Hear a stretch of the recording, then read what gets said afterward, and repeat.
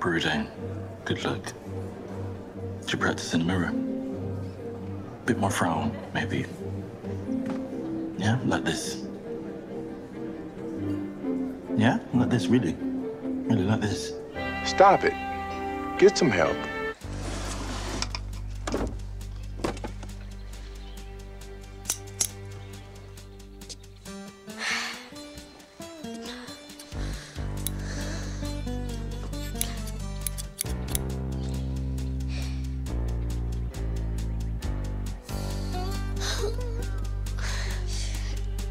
Don't shut your eyes. Oh, okay, right. Sorry.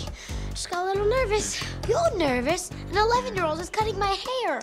Hey, you sounded just like me.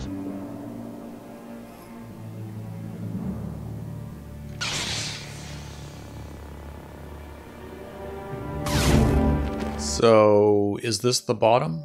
Is this as low as we can possibly go?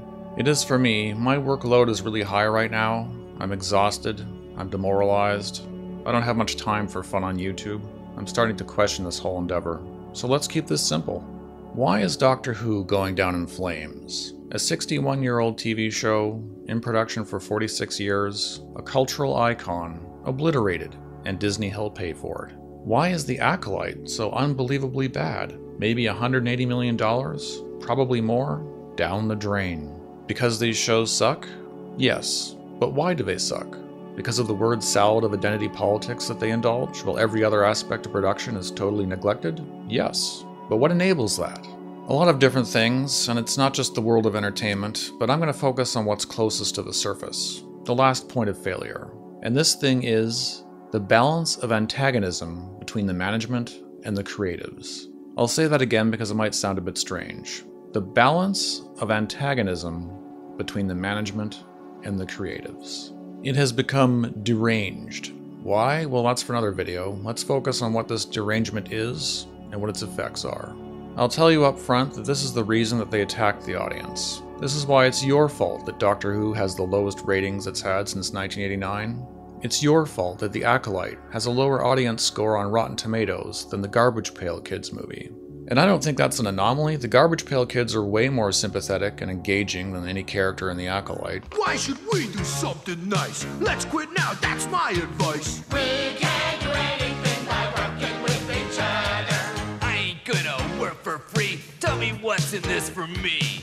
We can't do anything by working with each other. Come on, kids, take a shot. Show them what we really got. We can't do anything by working with each other. La, la, la, la, la, la, la, la. Now, it's practically a stereotype of studio executives that they are risk-averse. They don't like to try new things. They're hyper-focused on accessibility. They worry about how the audience will react in large numbers to very small details. At the same time, writers and directors and producers are supposed to be constantly frustrated by this endless give and take with executives, constantly defending their ideas, constantly being forced to compromise. Like a lot of stereotypes, it's a gross oversimplification, but it has its origin in truth. I live this truth from time to time, right now in fact. I have clients that are doing their best to self-sabotage. These aren't Hollywood studio-level executives, but they are management, more or less the same kind of animal. This is just how it is, especially if there are a lot of them. They love sharing power and they feed off each other's uncertainty. And do they trust my opinion? No. I can draw the most concise, crystal clear storyboard imaginable, exactly what they ask for, and they come back with the most absurd concerns, and half the time it's just ass covering. Once in a while though, on a blue moon, the same night that a baby Smurf is brought to Smurf Village by a stork, a stupid, pointless management decision yields a good result. To explain this, I'm going to have to talk about Star Trek for a minute. Most of you probably know that Star Trek the original series had 2 pilots. They shot one, management at NBC hated it. But thankfully, a second pilot was commissioned, and as it turned out, Mr. Spock was the only character that was retained for the second pilot, but in a slightly different form. In the first pilot, he was just there to be a token alien. He talked like a regular person. We aren't going to go? To be certain? Not without any indication of survivors, no. He even smiled in one scene. He was decidedly un-Vulcan. But I'll let Gene Roddenberry tell you what happened in his own words. Now, I do have a story concerning Mr. Spock, and how Leonard Nimoy, the true story of how Leonard Nimoy became the logical, unemotional Mr. Spock. And this story's never been printed or even told to my knowledge. As many of you know, we made 2 pilots on Star Trek. The first pilot was turned down by the network on the basis of being too intellectual for you slobs out in the television audience.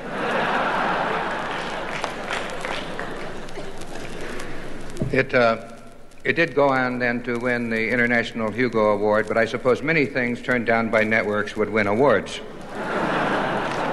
Now, after we showed it to the network and they turned it down, but they said, you can make another pilot, they said, we'd like to have a couple of changes.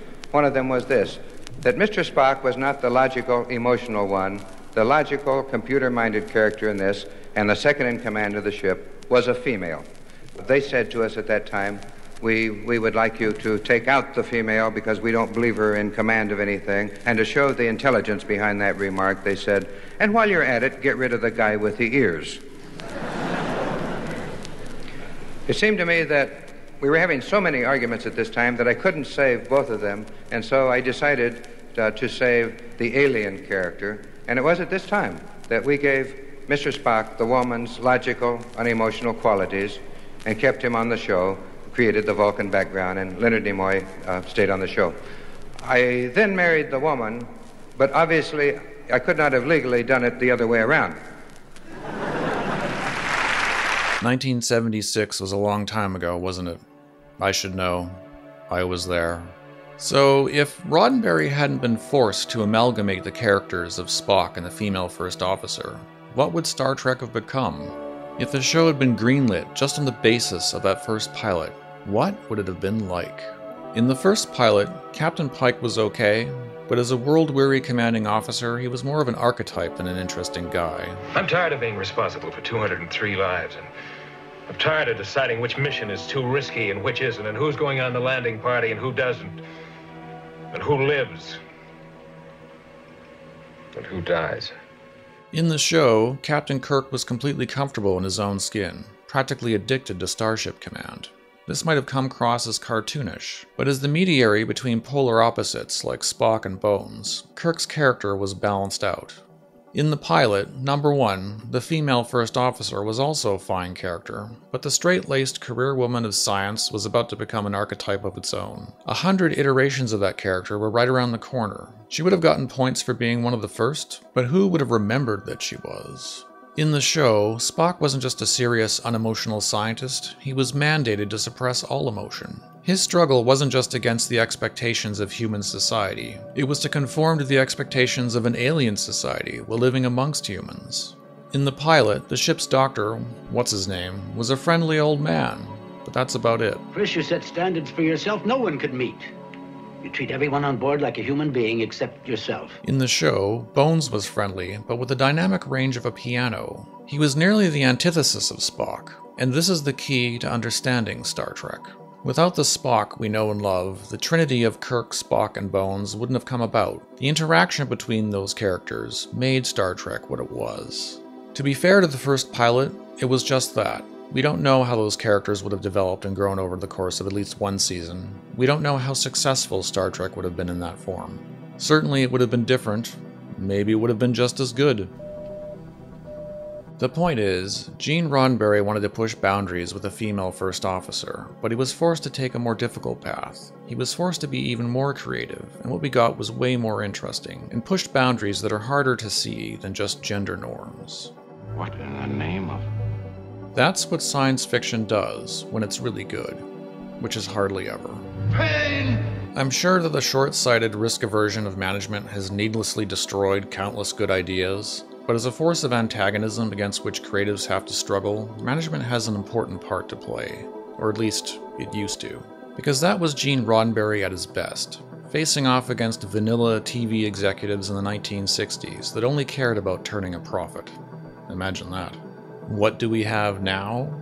Russell T. Davies, a gay middle-class boomer whose imagination is running on fumes, facing off against an overpaid bureaucrat at the BBC and whatever counterpart to that Disney has. And then Leslye Headland, who as far as I can tell has never had an imagination, facing off against Kathleen Kennedy and maybe Bob Iger if he's paying attention. And what none of these clowns understand is that normal people, most people, the public, will be entertained by a work of fiction if it has characters of a different gender, of a different race, of a different sexuality, of a different political persuasion, of a different species. If, and this is the condition, if the fiction is well made, well written, well shot, well edited, etc. You can get away with just about anything if it's well made.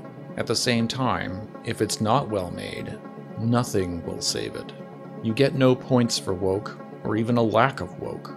Amazingly, Ahsoka wasn't that woke, relatively speaking. Yes, it was overflowing with women, but the writing and the editing were awful, just to name a few flaws. If every non-white male character in Ahsoka were just replaced by a white male, if the show was called Bro-Soka, but everything else was the same, it would have still sucked. It's not just all the diversity and inclusion we're being shown, it's the absence of quality. If that low quality is accompanied by a double or triple dose of diversity and inclusion, that's not just poorly made entertainment, that's propaganda, and the public knows the difference. For the people making this propaganda, that's the ocean they swim in. So rather than being opposed to each other, management and creatives are moving in lockstep. They want the same things, and they want these things so badly that they overlook the danger of indulging themselves. The danger of casting actors because they're black, or gay, or women, or all of the above, even though they can't act to save their lives. The danger of hiring writers because they're gay or women. At least RTD had a track record, but what did his politics accomplish for Doctor Who? He torpedoed that show right out of the water. As little as 10 or 15 years ago, if Russell T Davies had sat down in front of some programming executive at the BBC and said, "I've got a great idea, we'll make the next Doctor black and gay," he might have gotten some pushback. Something like, well, black, sure, gay, no problem, but black and gay? And how gay are we talking here? Gay like Mr. Barrow from Downton Abbey? Or gay like Dame Edna, dressed up as Gary Glitter? So RTD might have had to work a little harder. He might have had to choose between black or gay, or he might have had to cast someone that could actually act. He might have had to write some half-decent scripts, but no, not these days. RTD sat down with a new and improved BBC executive, pitched his idea, and the pushback he got was probably more like a push in. Something like, is the Doctor gay enough? We would make him more black if we knew how, but the gayness can always be increased. And RTD was like, absolutely, I agree totally. Not a recipe for self-restraint. And that's with someone that's supposed to know what they're doing. Star Wars was in even more danger, because Kathleen Kennedy and Leslye Headland don't really know the source material that well. That's obvious. And they're idiots. When Leslye Headland sat down to pitch the Acolyte to Kathleen Kennedy, before she even opened her mouth, KK was like, put a chick in it and make her gay and lame. And Leslye was like, I'm way ahead of you. It's 80% chicks, maybe 70% gay, and 100% lame. Also, we're gonna see things we've never seen in Star Wars before. We're gonna have Sith and immaculately conceived Force babies. And when KK sat down for a meeting with Bob Iger and said, hey Bob, we got a great idea for a Star Wars series, Bob was like, Star Wars? What's that? And KK was like, you know that multi-billion-dollar franchise you bought a few years ago? And Bob was like, the one with Superman in it? And KK was like, no, Kevin is in charge of that one. I'm doing the one with the aliens and the spaceships. And Bob was like, oh right, I love that one. Will Mr. Spock be in the show? And KK was like, I don't know, I'll ask Leslye. I'm sure we can work him in somehow. That's what we have now. I might have exaggerated how ridiculous these conversations were, but by how much, given how terrible these shows turned out to be. And this is why they attack the fans. This is why they blame the audience. They can't admit to their mistakes because that would be a repudiation of the politics, a betrayal of the message. They would be attacked by their own peer group. And their peers wouldn't have any choice but to disavow, because the whole rest of the establishment would come after them if they didn't. These are the people that claim to be speaking truth to power. These Hollywood millionaires, journalists with trust funds, tenured university professors, well-connected community organizers, and elected officials. People like that. Probably the least oppressed people alive today, just as long as they stick to the message.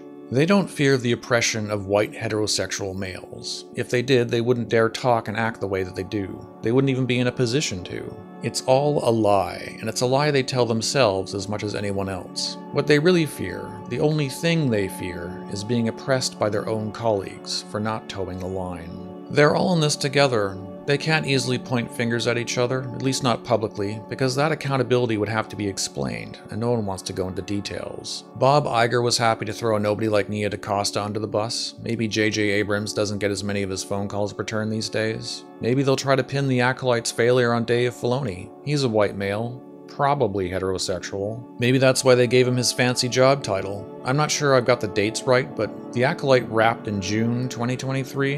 Then Filoni was named Chief Creative Officer at Lucasfilm in November, and then Acolyte had reshoots in December. So I'm just speculating here. They had a few months to figure out that the Acolyte was a mess. Then maybe they went to Filoni and said something like, "Hey bud, we know you've been helping out a lot behind the scenes, but how would you like to make it official?" Because it turns out that Leslye doesn't know the difference between a 15mm lens and a 10mm. In fact, she doesn't even know which end of the camera the lens goes on. And also, she's a terrible writer. And Dave Filoni was like, "Hey, I don't even know what a lens is, and I'm a terrible writer." And they were like, "Yeah, but at least you can draw a picture of what you want. All Leslye can do is babble about how queer she wants everything to be." And the unspoken part of this conversation was that if Filoni fixed the Acolyte, he would get the free reign that job title affords. But if the show failed, they would be able to use that job title against him. They'll get him to stand on the carpet that they sweep everything else under, and Leslye Headland will just be quietly pushed out the back door. And that's as far as it will go. Probably. The more blame they can shift onto the audience, the less harsh the backroom punishments will have to be for everyone involved.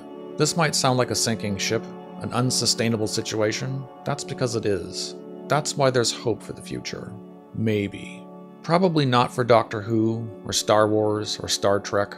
Those are dead now, or mortally wounded. But there is hope that this whole dynamic between management and creatives will reset to something more healthy. But I'll go over that in the next installment. If there is a next installment. Anyway, thanks for watching. Please like, subscribe, comment, push all the buttons. And remember that as bleak as an eternal conflict between management and creatives might sound, it's a necessary conflict. Without conflict, there's no story, no growth, only stagnation.